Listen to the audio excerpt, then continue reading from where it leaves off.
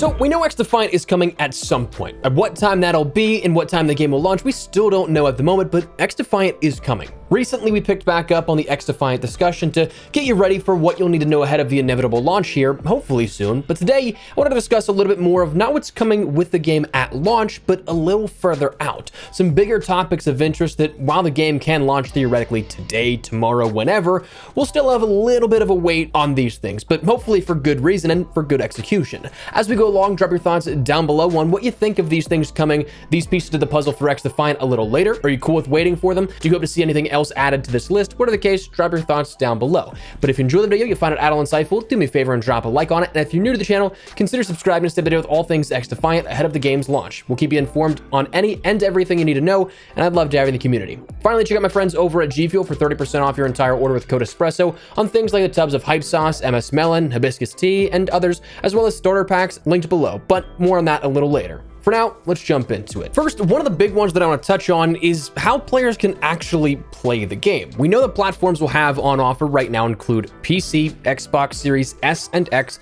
as well as PlayStation 5. But for those on last generation PlayStation 4 and Xbox One, when the game launches, unfortunately, you won't be able to play the game. There is not going to be any support, initially speaking, for XDefiant on those platforms. Now, Mark Rubin and co have gone on record saying, "We've seen your questions about last gen support. Last gen is actively being worked on, so they offer a similar great experience to current gen. We will launch them as soon as they are ready and update you all on this topic closer to launch." So it is something that there is no definitive launch date on this last generation support, but it seems like it's not going to be coming actually at launch. Kind of like it's an afterthought, but not really. But I don't also think that's a bad thing. This is done so that it doesn't hinder any of the development that we'll see in regards to the current and base game, which is a nice approach, I think. It sucks to see, absolutely, that there will be a wait for those still on last generation, but it's also prioritizing the game that can live on, a version of the game that will keep going and have developmental support as time goes on, and eventually will have the larger population over that time, even if there is still a large number of players still on last gen.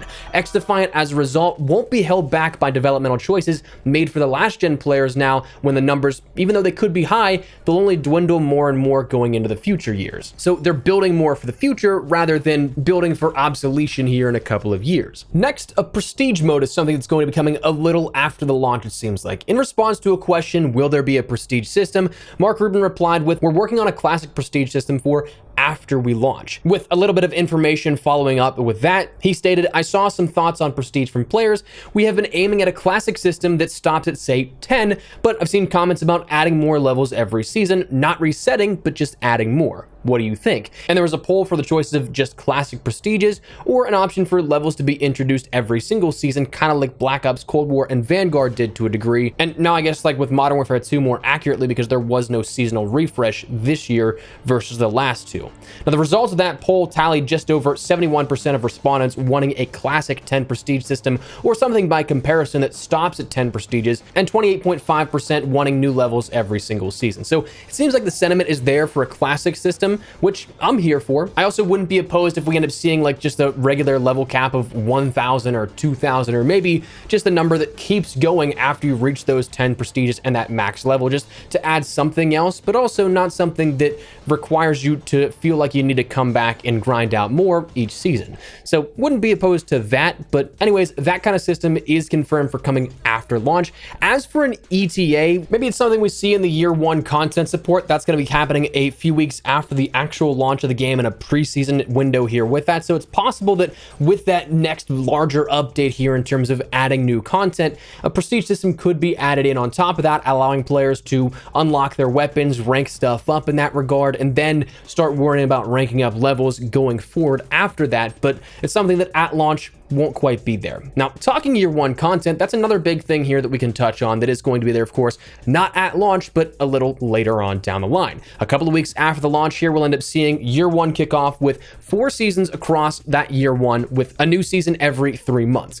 Each season will bring along with it 3 new weapons, 1 new faction, 3 new maps, and a new 90-tier battle pass. So you'll have something to grind out for that span of time. And yes, while it is something that 3 months feels like a long time in regards to that kind of stuff, by comparison comparison to the pacing of COD, it's usually about a season every 2 months or so. We know what to expect right up front here with this. They're pretty transparent, pretty open with this, so it is something that, yeah, a little less in terms of quantity and pacing, but not nearly as many cooks in the kitchen to be working on this to allow for potentially more to be done in a shorter period of time. So that's totally fine. 100% knowing that up front is definitely very helpful, but that's the stuff you can expect to see for year one here with this. While weapons could likely be anything, factions for sure, and likely maps are going to come from the plethora of different universes that Ubisoft ends up owning. A lot of the stuff that you'll end up seeing, of course, ends up tying in with different games. The ones we even just saw in the closed sessions and the open sessions, the Cleaners, that was from The Division, Echelon was from Splinter Cell, Libertad was Far Cry, Phantoms was Ghost Recon, and DedSec was Watch Dogs. So you can see that they're kind of taking a little bit of everything from that universal pool and then putting them all in here with XDefiant, making gameplay around them. So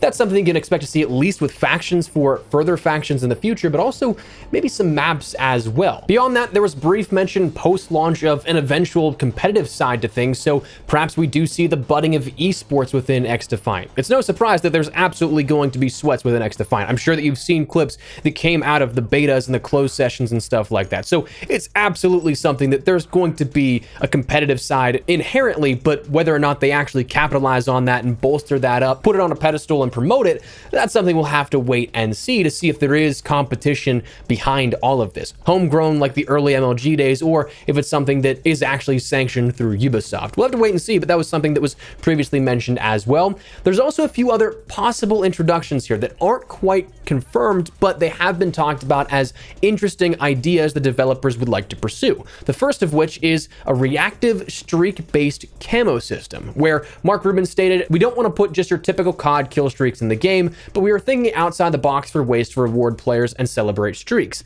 I thought the reactive camo idea from this thread was pretty cool in relation to offering camos that do react whenever you get certain kill streaks." Now, that kind of reminds me of Black Ops 4 when we had like the original Dark Matter variants at the earliest portions of the game. Throughout the first couple of months, if you had Dark Matter, it was something that it would react and change colors every 5 kills, but it would only last during that life. So they changed it eventually to where every 5 kills, no matter what streak you were on, it changed the progressive rollout of that camo and how it looked in game, so that all you needed eventually for that last and final stage was 30 kills, but beforehand to get that final stage, you'd have to go on a 30 kill streak. So if you died, it would reset. That's kind of what it sounds like here for these reactive streak-based camos.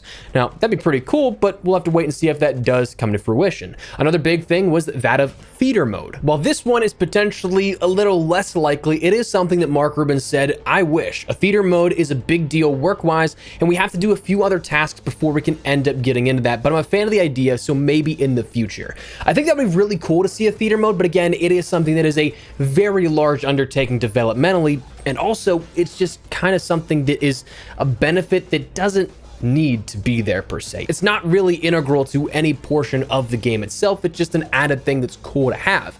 And while I would love to see it, it also is something that I'm sure there's definitely bigger things to tackle, at least higher in the priority list. But I'd love to see that maybe come in the future, so we'll see. That one, wouldn't expect that anytime soon in the year one content support, even at that point. And finally, a fully customizable HUD was also something that Mark Rubin had mentioned he had wanted to eventually get around to on multiple occasions, which would be really cool, I think, just for accessibility and ease of use for the player. So that's something that could be coming, but again, wouldn't expect that at like the year one launch with season 1 or anything like that. I'd expect that a few months later on down the line, probably at the earliest, but who knows?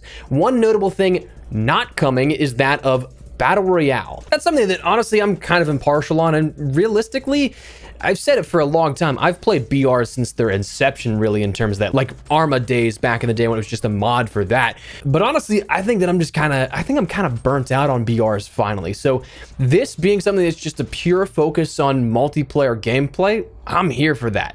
No Battle Royale, to me, at least right now. Music to my ears. Will it be something that a year down the line I'm like, oh, this would be pretty cool?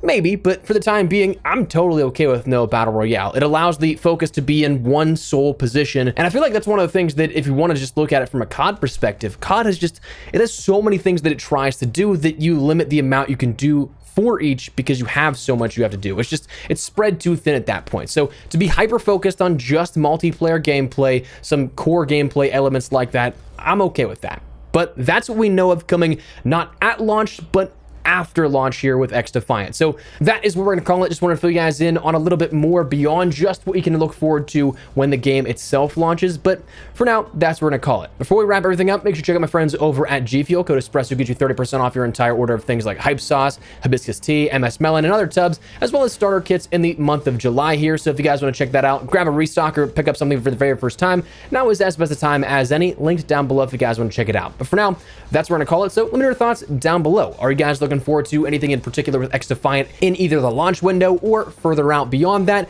Anything in particular you hope that we didn't quite touch on? Whatever the case, drop your thoughts down below. But if you enjoyed the video, you find it at all insightful, do me a favor and drop a like on it. And if you're new to the channel, consider subscribing to stay up to date with all things XDefiant, Modern Warfare 3, and other FPS content here on the channel. We'll keep it the day with all of it, and I'd love to have you in the community. But for now, thanks so much for watching. My name is Espresso. I'll see you later. Take care, and peace.